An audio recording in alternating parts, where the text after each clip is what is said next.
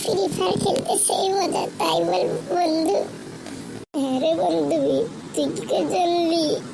শোন, এখানে বলছি, কালকে আমার ভাই ফ্রি ফায়ার খেলছিল, আমিও একটু খেলে নিলাম। তোর ভাইয়ের কত লেভেল আমাকে বল। 65 লেভেল আমার ভাইয়ের। রে বাবারে, এ তো আমার চেয়ে বেশি। তুই এভাবে হাসিস না, আমার ভয় লাগে।